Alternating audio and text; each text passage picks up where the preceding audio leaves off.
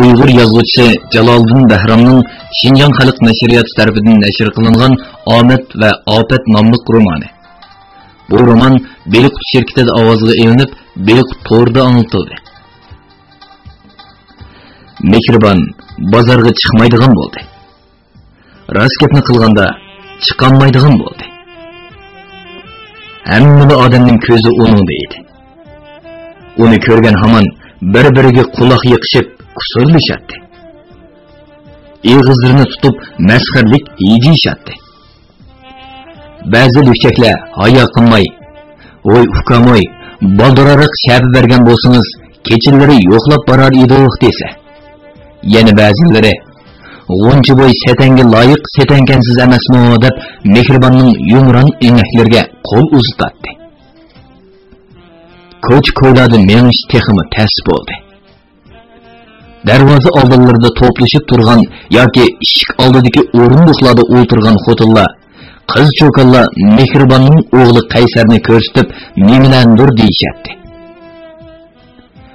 Shundoq azobli kunlarning birida Alijon soqchi Mehribonni soqchixonaga olib so'zlashdi. Mehribon, balangizning dadisi bormi yo'q? Alijon soqchi ustalga o'di. Nimandaq sukut qilib o'tirsiz? Siz bundan keyin yaşamsiz yaşamamsiz. Rayonimizda terilib ketgan gaplar ozmi?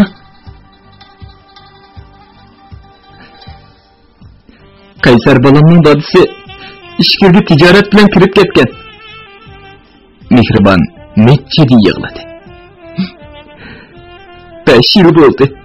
Xabari yo'q. Beliqut xazinasi. Nima uchun xat-xabarsiz yo'qolib ketadi?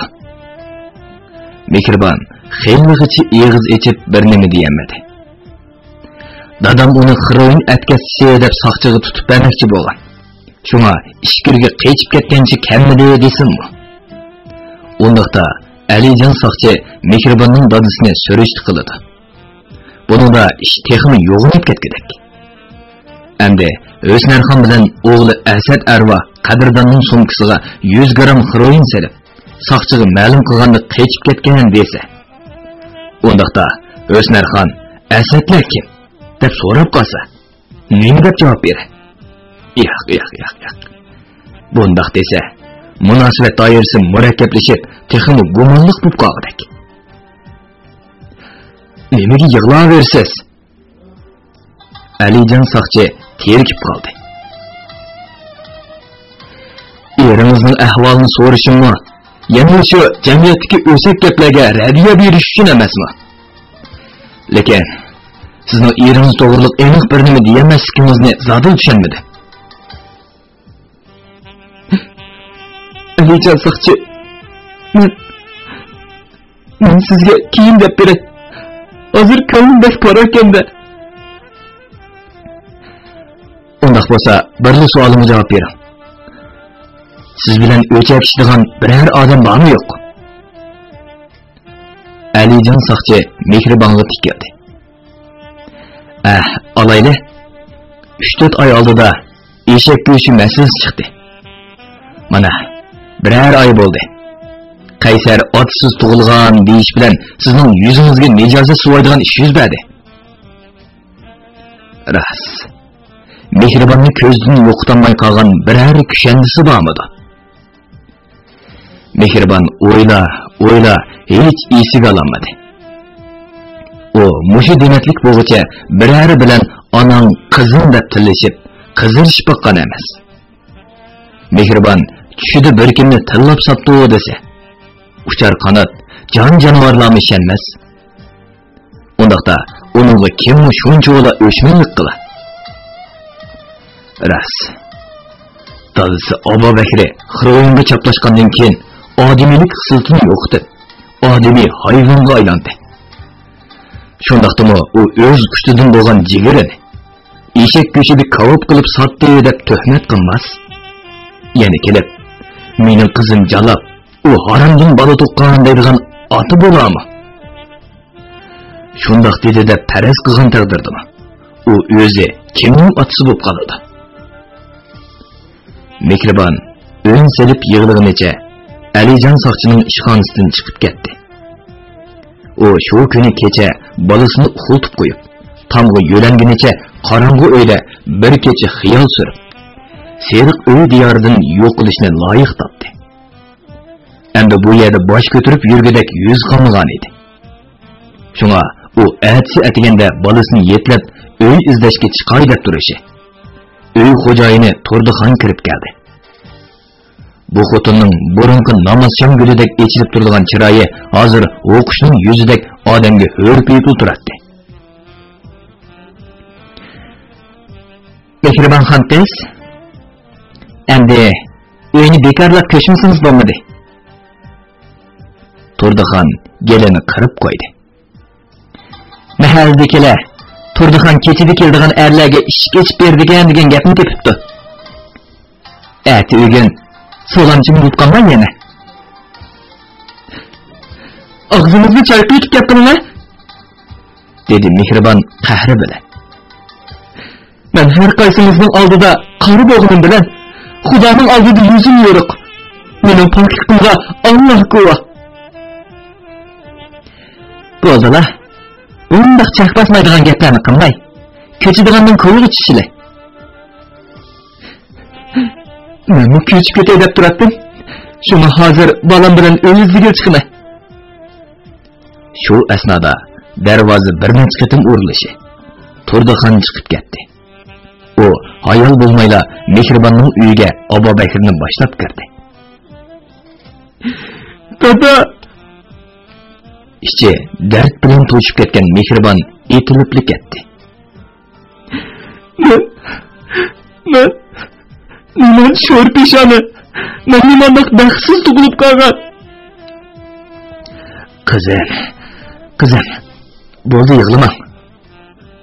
Abu Bakri Mehribonning beshini silab qo'yib, supida o'ltirdi. Men seriq uy bozorda hammani oldim. Alijon soqchi bilan so'zlashdi.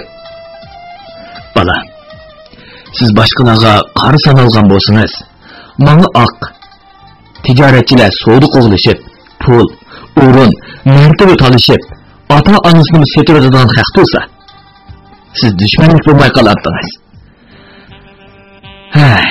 Siz pishmagan xon bo'lasiz. Savdosi ro'noq tepib, yuz obro'y, martabaga erishgan qaysi bir savdogar tijoratchi dushmanlik bo'lmay qolgan. Ba'zilari tuhmat, suiqasd, ig'volardan saron bo'lib ketgan. Hatto urug'larga haram dunyo maishatiga herisman bo'lgan odam. Uning ko'yda hiyla mekir, sehrgarga aylanib qoladi ekan. Abu Bakri ikki tuhmat org'amchisi bilan Mehribonni butunlay bog'lab olaman deb o'ylagan edi. Degandek razil naqsiga yetdi. Bo'libmi ikkinchi amali bilan Mehribonni seriq uy tavasida bosh ko'tarib yurolmaydigan qilib etmoqchi edi. Dilqut xazinasi degandek bo'ldi. Mana endi shafoat ham saxovat to'mini kiyib Mehribonning oldida paydo bo'ldi. Bo'ldi qizim. Ko'nglingizni yerim qilma. Men sizni o'yga ketay, dedi Abu Bakri To'rdixonga qarab qo'yib. Qandoq dedi? Meni tova. Eng yaxshi dardingizga darmon bo'g'dak dadingiz baki. Bo'lmasa qandoqmi qilar edingiz? Uydan qachonmi ko'char degan g'amda qolgan To'rdixon Abu Bakriga yer bergil to'di. Mana, beshimizga kun tushganda mashayiqlardek paydo bo'lganmi kelgandaga. Dadisining xuy paylini obdan biladigan Mehribon hargiz uning bilan ketkusi yo'q edi. Lekin hozir takrorlasa To'rdixonning qo'liga g'ayrat sapqini tutqizib qo'yadi. Bu xotin uchirg'onligi odamga dadisi bechora akitay desa, Mehribon hargiz unimidi. O'ylab beqinga. U nemishqa dadisi bilan birga turg'usi yo'q deyish orqali Mehribon ustidan ko'tarilgan suiqasd tuhmatlarni rostga aylantiradi. Shunga Mehribon ilojsizlikdan beshini silib jim o'ltirdi. Bu fursatda To'rdixon Abu Bakrni kushkirdi. yüktaklarını başqadek birer narsa akilanmay qandaq. Seriqo'y bozorda kirakesh mashinalar ham ko'p. Abu Bakr chiqib ketdi. Uning orqasidan To'rdaxon uzitib chiqqan edi. Abu Bakr uningga bir muncha kusurlab bir nimalan dedi. To'rdaxonning ko'zlari g'alati olib, beshini to'xtamay gildinglatdi. Abu Bakr chiqib ketgan hamon darvozaga qulupni selib uyga kirib ketdi. Mana shunda qilib Abu Bakr Mehribonni Yekan ko'liga elib ketib, ko'zlagan rejisiga yetdi. U endi tayyor osh tamoqqa, ba'zida texe xiroyin chekilgan pulg'ini noil bo'ldi. Mehribon 4 yoshdan eshib qolgan o'g'li bilan kavobchilik qiladi. Kichkidalla onasining to'kkan ko'z yoshlari go'dak qalbiga zardob ko'l bo'lib yig'ilgan Qaysar ismi jismiga loyiq bola bo'lgan edi. U onasining dardiga yetadi. Tong atmas uzun qish kechalari onasining qirliq burunlaridan, mang'illardan do'minab tushib, yostiqini ho'l qilayotgan yoshlarni kichik olqonlarda so'rtatdi. "Opa, men cho'ng bo'lsam, seni oni topqonlarni o'ltirmaytimi?" deydi. Mehribon: "Balam, uxlag'ana. Meni hech kim bo'zaq qilmadi." debla o'g'lini bag'riga bosganicha texim yig'lab ketadi. "O'msa, bu seni davomli tullab, yuzlaringga urdi-ku." Bu onun xumartisa, hozir ishqoyimda emasmi?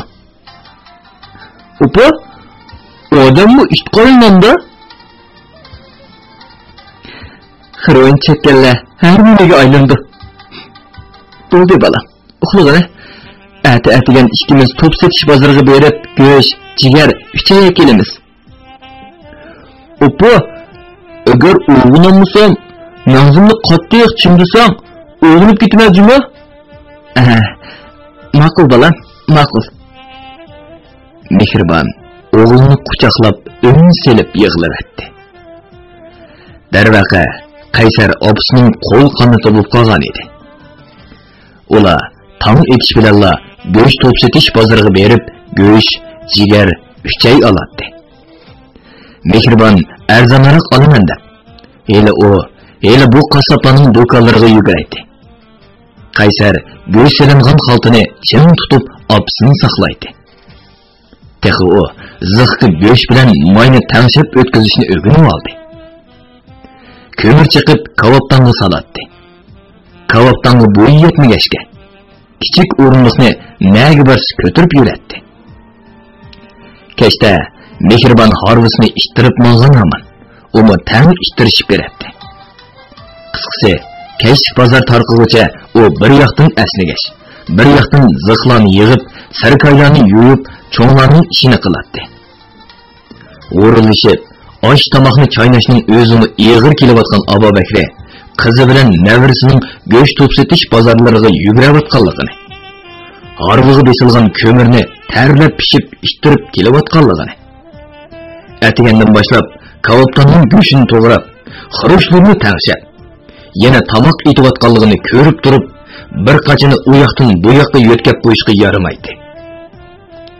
U kunduzi qo'rsqini to'yg'izib, yostiqni qarlab uxlaydi.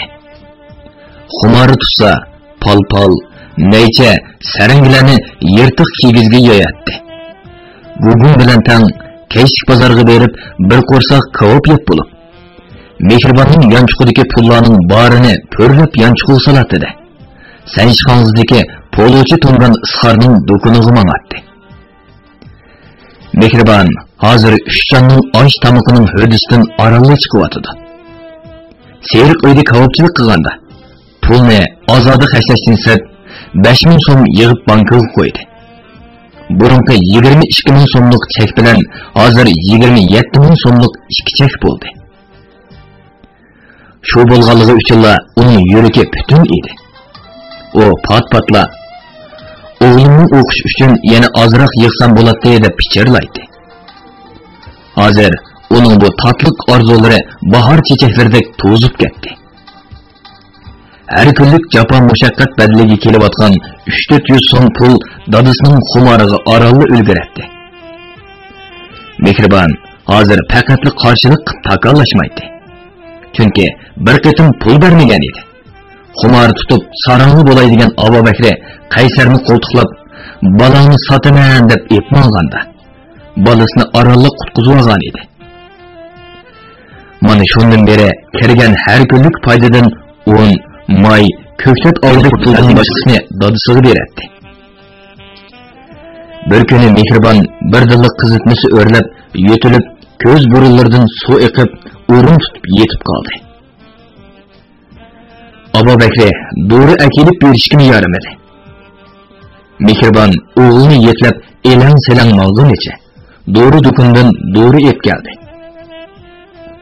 O'zi amdili 5 yoshga qadam olgan bo'lsa-mu, lekin ishqi pishib ketgan Qaysar o'choqqa o't yoqib, cho'g'inda choy qaynatmoqchi bo'ldi. Mehribon bolasidan ansirab varqirdi. "Balam Qaysar, cho'g'ingisini oz qo'ya, ko'taramay putumni to'kib olsa." "Opa, mana qara, yerim cho'g'in suv quyib ko'taraldim."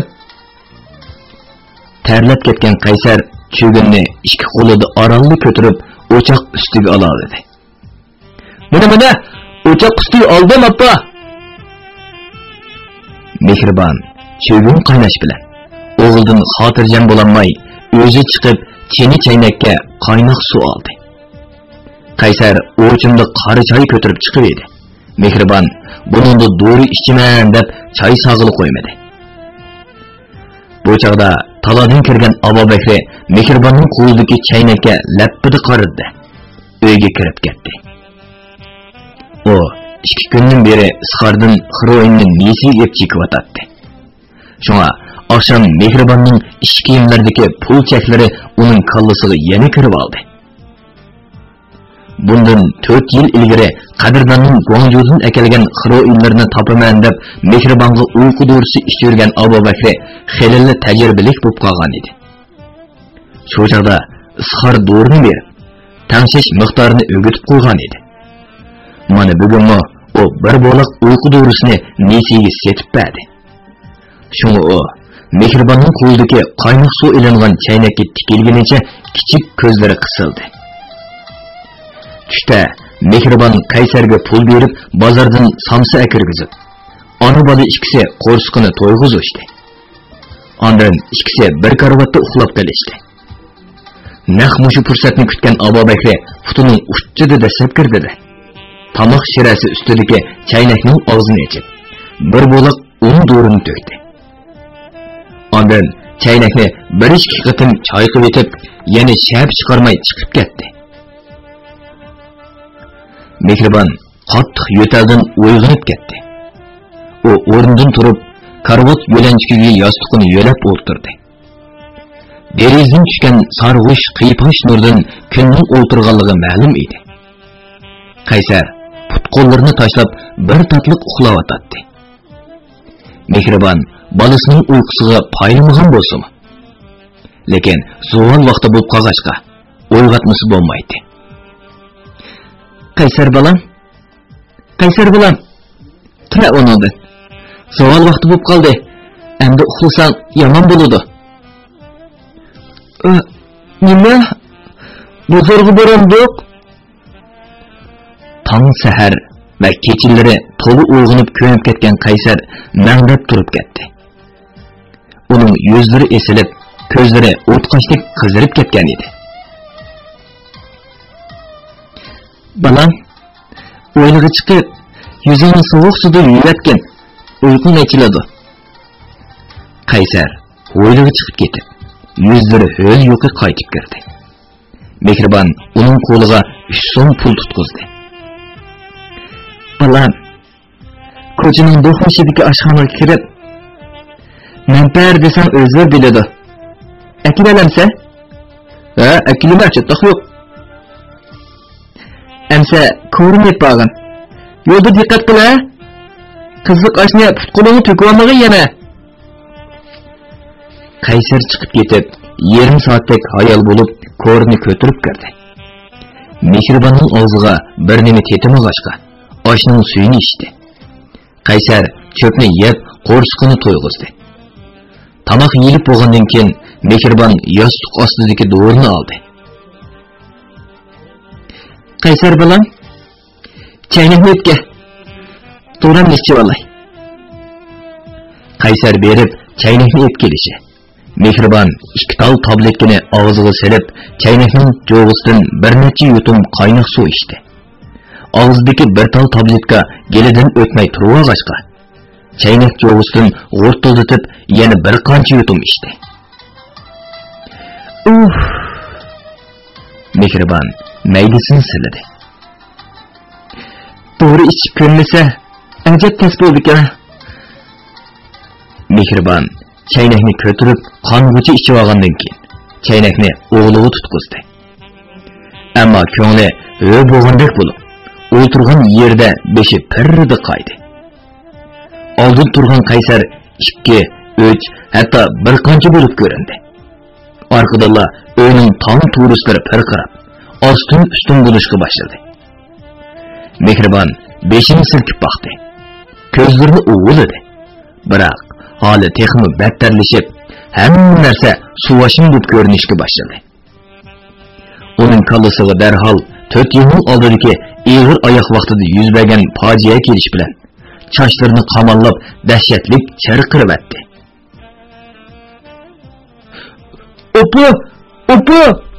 Opa! Mehribonning qo'rqinchli qoltidan Qaysar totirib ketdi. Jinim opa! So'ning bo'ldi.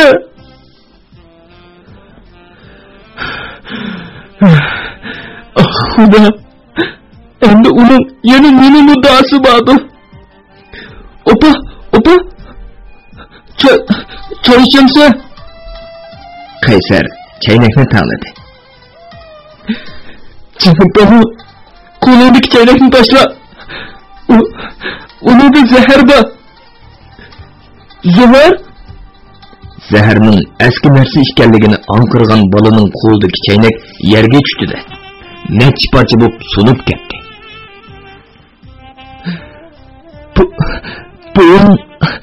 Bu zahar saptı. Mehribon oyinib yiqilishi. Qaysar ushqandek karvatga chiqib, opisini quchoqlab oldi. O, "Apa, jinim apa, ko'zingni och. Apa," deb opisini silkishtirib, zar yig'layotganda Ava Bakri kirib keldi. Sirtda qorong'i tushib qolg'achqimi, uy ichidagi narsalarmi yerimsan ko'rinadi.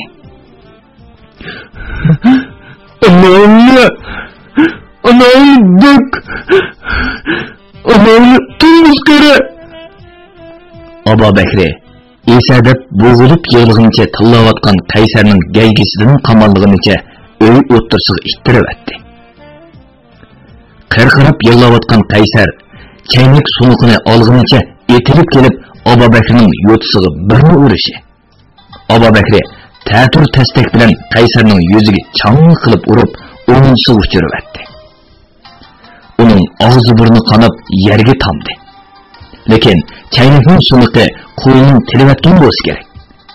Uning olqonlari qip-qizil melishlab ketgan edi. Qondan qo'rqib ketgan Qaysar texmo qirqirab yig'lab, opasining kiyimini soldirayotgan Ava Bakriga yana etilib kelgan edi. O bu qatam uni qattiq ittirib etdi. Teliqib yig'lig'inicha o'rnisiga yotgan Qaysar opasining dengayib turgan emchikini ko'rib qoldi. Bo'lsa bo'lsa, uning maydisidan yo'lib olgan bir qizil latini ko'rib, o'rib-cho'rib qaradi. Uni yerga tashirdi. Ondan o Mehribonning kalta ishtinini soldirib, ishtonning orqa tarafidagi kichik yanchiqidan 2 parcha qog'ozni g'azirib oldi. Bu chog'da Qaysar o'ngalab kelganicha Ava Bakrining yo'tisini qattiq tishladi. "Anja!" Ava Bakri Qaysarning gajgisini qamallab supidan pastga ittirib etdi. Anamni bo'lgan shu. Berkishlar go'shni yo'l vog'ini tasli qapda. Qaysar endilikte o'rnidan turamadı. Çünkü onu pastga tashlaganda uning beshi supining qirig'i tegib yerilib ketgan edi. Bu kichikkina gavda, bosh, eg'iz burun, orqalaridan oqqan qon ta'siridan bir parcha qon o'tmisiz aylanib qolgan edi. Mehribon tong suzilishi oldida hushiga keldi. U tomoqlarining qurib, nihoyatda usib ketganligini his qildi. Keyin ko'zini ochib, o'zining turqini ko'rdida chachrab turib ketdi. Va hapila-shapila kiyimlarini kiyib etib, kalti ishdan yonchuqida go'hardek e'tiborlab saqlab kelgan 27 ming so'mlik ishkichakning yo'qligini bildi.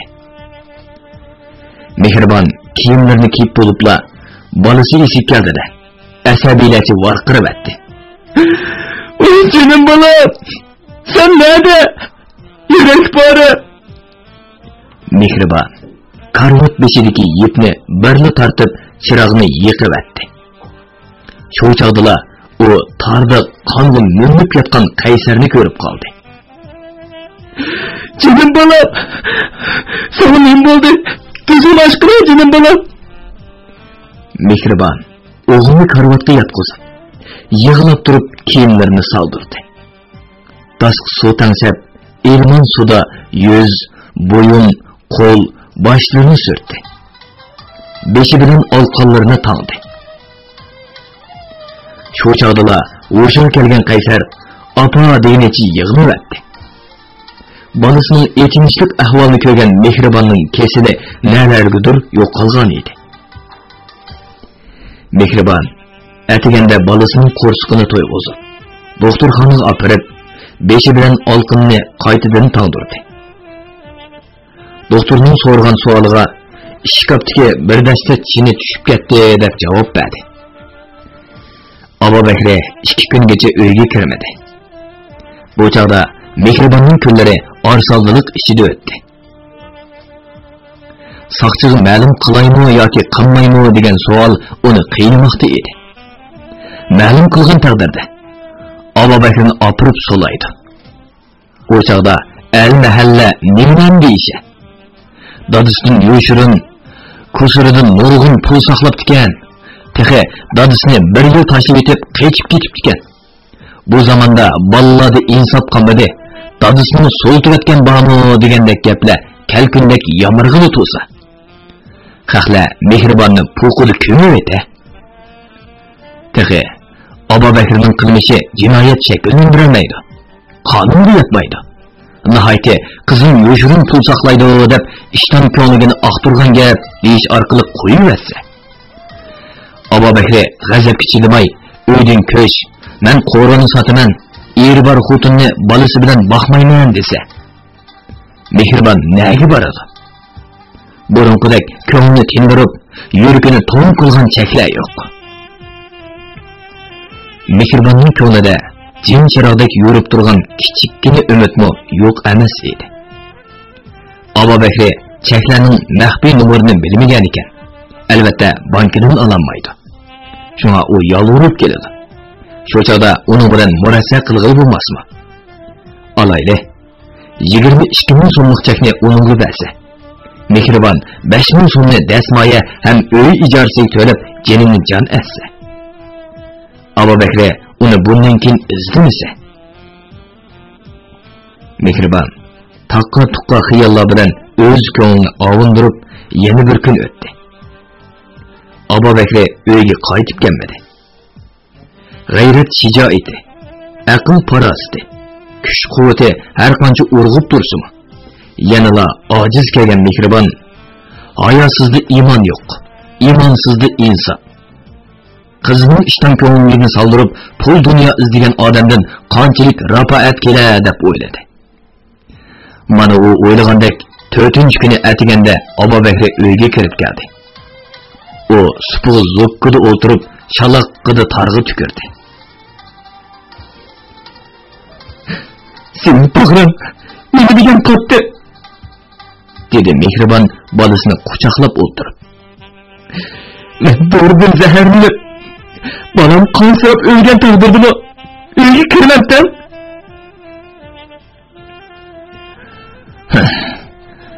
Xudoyim jon taqsim qilganda ayollar 99 ni elib elib, erlarga aran birini qo'yibdi. Abu Bakri qo'lni qo'ltiqiga tiqib kart tatladi. Shunga ayollarning jini mazmut. Mana o'lmabsan-ku. Avi g'ojir kuchukma o'lmabdi qayda. Balamni nimaga g'ojir desa? G'ojir degan o'zim. Hey, yo'tamni tishlab o'z vaqil tashlab qoldi. Bu shu. Bu chaqqichiq qizini sizlab so'zlaydigan Abu Bakri bugun tomdan tarash tushgandek sallab gap qildi. Shundaqdimi Mehribon o'zini tutib olgan holda boyiqi planini o'ttirg'i qo'ydi. Agar qo'shilgan taqdirda chekning maxfiy nomerini deb berdiganligim dedi. Nima? Men sana 5000 so'mlik chekni berma? Abu Bakri g'azab bilan dimog'ini qoqdi. Men berib etaman deb 1,5 yilning yoqi penga tushdimmi? 2 qatimliq plan uchun qanchalik pul xarjladim? Men texe birer 100 mingga erishaman deb o'ylagan. Ammo ayollar 27 mingga. Endi uqdim. Mehribonning yuragi jig'liq qoldi. Eshak go'shi haramdan bola tuqqan deganlar aslida seni o'zingning ekan-da? Qanday qilading? Abu Bakrning ko'zlari chekchaydi. Alijon Saqchi degan shovchi izbis tekshirib o'tiribdi. Tasliq qoldi tutib olg'ili. Mehribon degan ayolni tonimayman. Bir satirishxonda meni boshqalardan anglagan deb qutuldi. Elim yaxshi. Mening ismimni chiqarib qo'ymabdi ekansa. Bo'lmasa tuhmat, suiqasd jinoyati bilan turmada pitburgilarga ham bo'ladi. Mehribon turmushning ana shunday yudun chopqinlarida yashab yetibmi? O'zining yanada xom ekanligini his qildi. O, xarorin chekkan odamning u dunyo bu dunyoda bo'lishi mumkin bo'lmagan yolg'iz maxluq ekanligini qancha ko'rib, bilib turiblik. Nima bo'lsa dadamgo. Har qancha bo'lsa unda qilmas deb behudlik bo'shigida uxlig'imni ko'rmamdigan. U la'nati iblisning ko'ngli 1,5 yildan beri qizining ishkimlarda bo'lib kelganini nima deyish kerak? Texe behush qilish to'g'risi ishirib, o'z qizini yalang'ashladi. Bundoq desa, kimni ishini? Jimib ketdingmi? Ma'vu cheklarning maxfiy nomerini damsa yoki deb qo'rqib so'ratsanmi? Qilayotgan iflosliklardan boshqami yovuzliklarning bor o'xshamamdi. Qasmoq baskina. Abu Bakri cho'nqur esnadi. Damsa demamsa. Eli bekar, ko'rigin ko'rsatmajimi? Emsa, onadan ikkimizni o'ldirdi. Meni qilmaydi deb qolma. Abu Bakri bu qatim orqa-orqadan 2-3 qatim asnab burnini tatdi. Bu xumarning boshlanishi edi. Bundaq chaqlar intayin xatarlik bo'lib, heroin chakkichini biror narsaga qattiq bog'laganmasa, o'zining nima qilayotganligini bilmay, qonliq voqealarni tug'dirib qo'yadi. Tamam. Abu Bakri qattiq kerilib asnadi. Damsa yo'q. Dadisining eng xatarlik bosqichda turganligini bilgan Mehribon bolasini ko'tiribla talog'ini olgan edi. Abu Bakri yetilib kelib Qaysarning yoqasidan siqqancha qahri bilan silkib tortib oldi. Ondan uni qo'ltiqqa qistirdi. Mehribonni birli ittirib orqasiga yiqitib etdi. Bu asnoda u go'sht to'g'raydigan cho'ng pichoqni qo'liga olib oldi. Bu pichoq usturdek ittik bo'lib, tekkan yerni tilib etdi. Bosh olqonlari yengilgan Qaysar Abu Bakrning qo'ltiqida tipirlab, bor ovozda varqirab yig'lamoqda edi. "Meni qo'y! O'tkinchak qani! Opa! Jinim opa!" Demse. Aba Bekri jaloqlab titrab, og'zidan oppoq mazg'ab qaynadı. Bo'ldaymi? Bo'lmasa, bolangni bo'zilsin etme. Aba Bekri Qaysarni supining qirig'i o'ngsiga yotqizib, so'l qo'lida maydisidan yerga niqtab, o'ng qo'ldagi pichoqni bo'yniga bosdi. Mehribon dadisining pichoq tutgan qo'llarini qattiq titrayotganligini va Qaysarning bo'ynidan qon sirg'ib tushayotganligini ko'rib, qattiq cherqiribdi. Menday, pichoqni tart menday.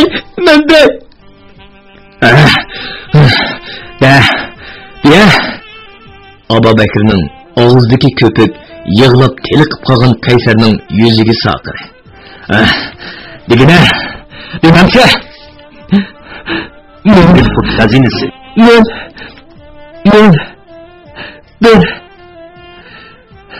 5000 so'mlik chakning yanada 3 ni.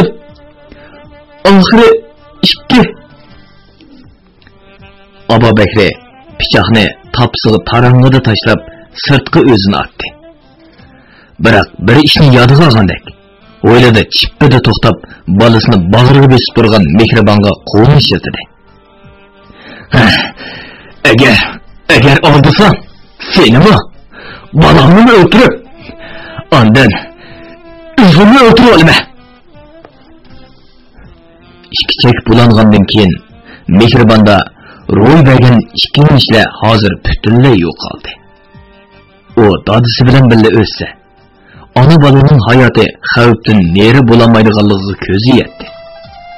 Shunga saqchixonaga berib, hamma ko'rgan kun tortgan azoblarni so'zlab to'kilib ketdi. Saqchilar Abu Bakrni tutish uchun bu uyni ko'zitishni qaror qildi. Lekin bu kulbangi har qatim biror yomon ishni qiliblar. Necha oylab yo'qolib ketadi. Tun kecha osmonda mualliq esilib turgan oy o'rg'ig'i karvot ustida quchoqlashib o'tirgan Mehribon bilan Qaysarga derazadan sanayan qarab turardi. Bugungi qo'rqinchli voqeadan asliga kelinmagan ona bolalarning ko'zlaridan uyqu qochgan edi. Bo'libmi, chiroyi totirib ketgan Qaysar uyning to'rt bulungiga ansizlik bilan qaraydi. Upu,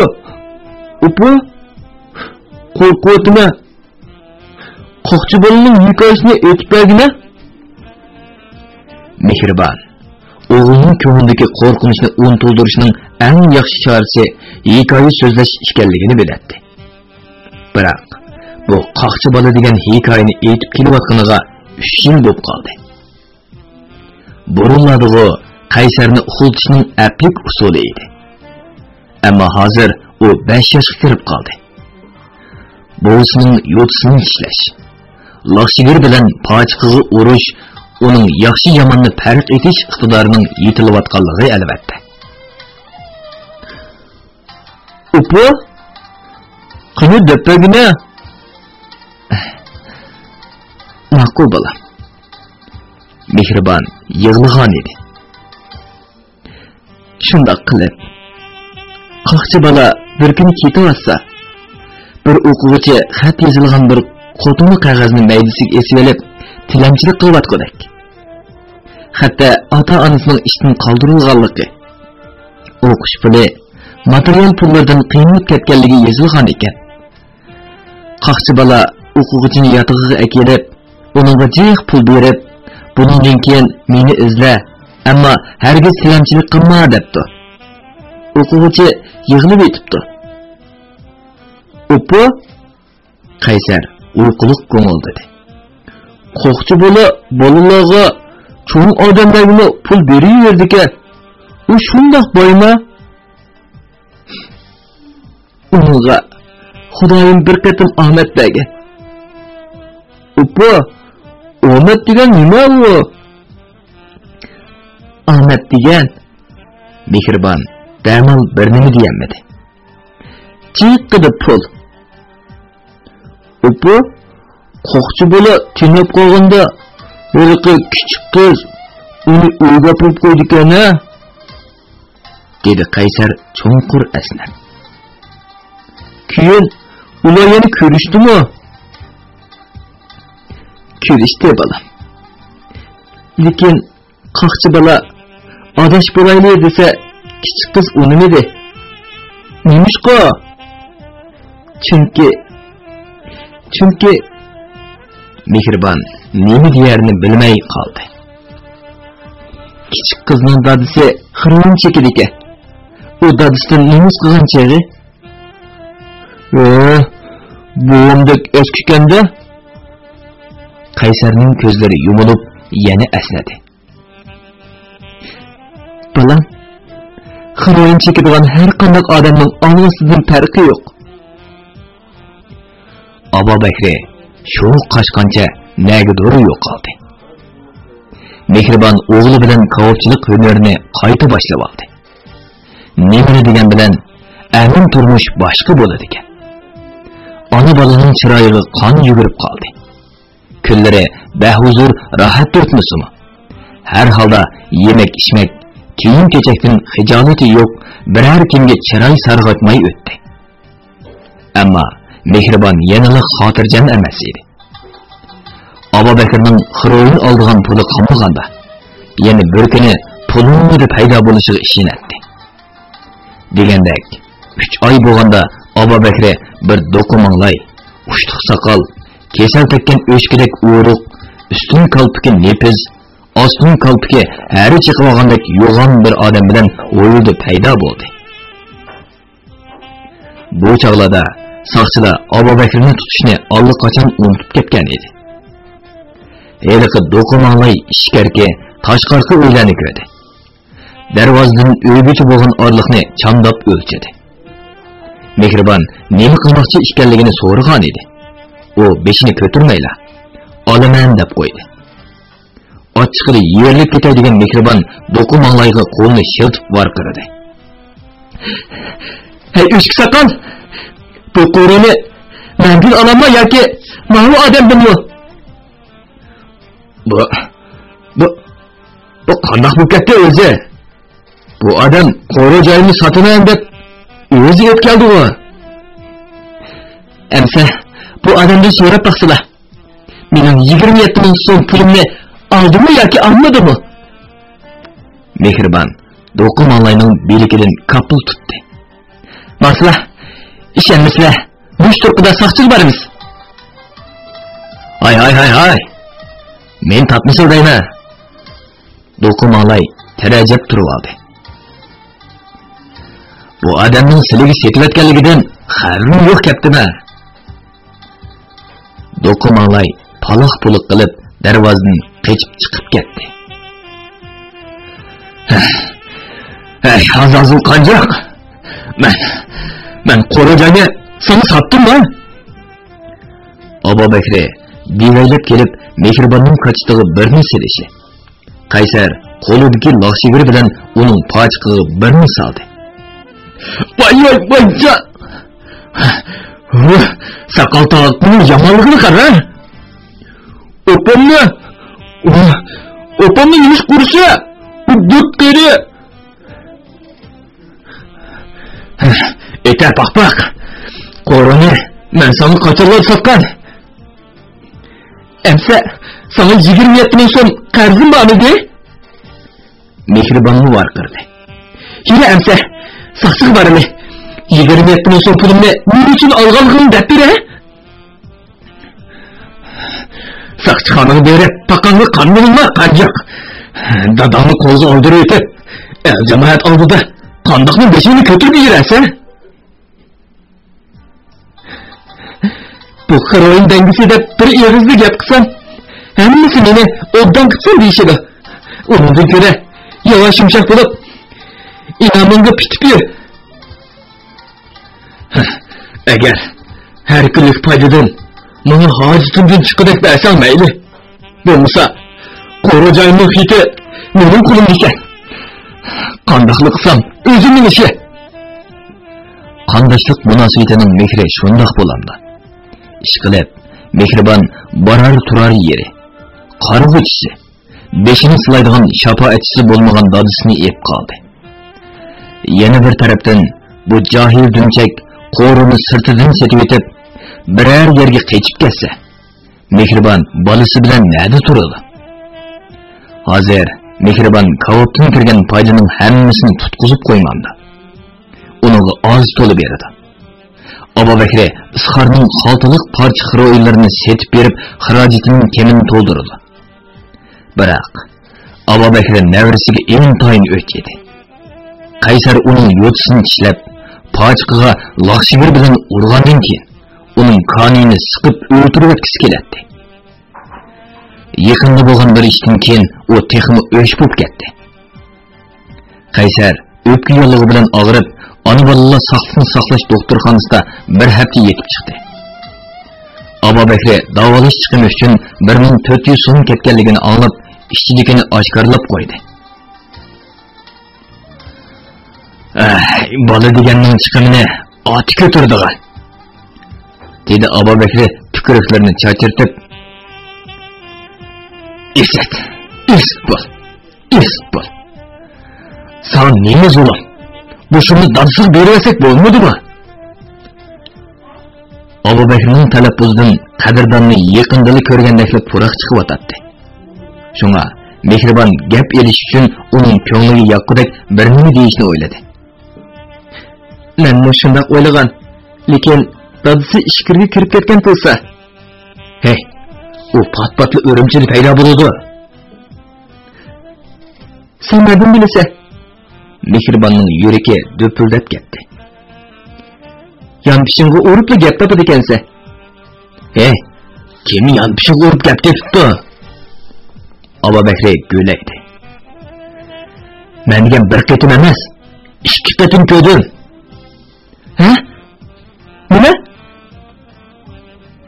Hey, o meni urg'ini tasdiq qildi. Uyimni menga ko'rsatib qo'ysan deb taksi so'zlashib turganda qechib ketdim. Xiroin tutunlarda kallisi o'mash bo'lib ketgan Abu Bakr Qiziltog' atiganlik ishchi xizmatchilar bozordagi bir oshxonada qadrdonning Mehribon bilan o'g'lini surishtiqib yurganlik jarayonini so'zlab berdi. Ondan oradan 3-4 kun o'tganda sanchxonada tutib olib, ayolim bilan bolamni tepib deb qonini siqib, tamg'in nuqtag'anlik ishini da'vatdi. Bu qachonki gap? Erining o'zlarini izlab yurganligini anglagan Mehribonning ko'zlaridan ixtiyorsiz yoshlar do'milab tushdi. "Ini qaraq demansa, eson bormi? Men seni birinchi qitim Seriq uy kashf bozorida uchratgani. Naq shu chog'da kesh. Sening kallang ishlamda yo'q." Mehribon chechirdi. "U degan bir yeriningni oldida kishi bo'lsa, agar sen ma'qul desan, men qadrdonni tepib, Qaysarga uning beretay. Bolamni rostadi sig'ib demoqchimi yoki ishkirdan keladigan odam so'zgarlariga sotmoqchimi?" Dadisining paylaning buzuqligini bilgan Mehribon o'g'li Qaysardan ansirab qoldi. Shunga u bolasini o'zidan bir qadamni nari qilmaydi. To'psetish bozorlariga borsin. Kashf bozorda kavobchilik qilsin. O'zining soyistek agashtirib yuradi.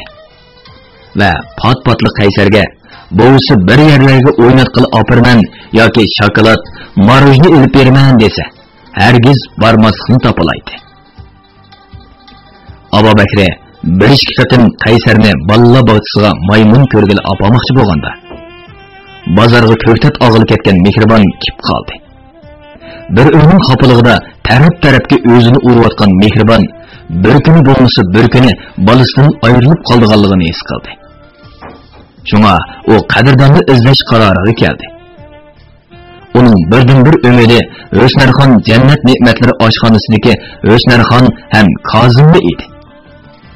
Ular qadrdonning o'rinchida bor yo'qligini, eng bo'lmasa hozir qayerda ekanligini deb beralaydi. Albatta, u yerga borganda men qadrdonning ayoli deb basi bo'lmaydi.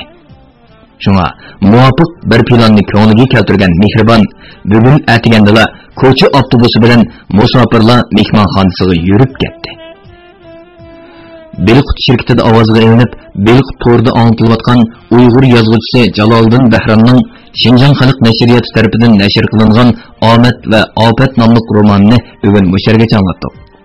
Davomini atidagi anglitishimizda davomli anglatamiz. Bu roman Şinjanning har qaysi joylaridagi Xinhua kitobxonalarida sotildi. Do'stlarning setib olib, saqlab qo'yishni tavsiya qilamiz.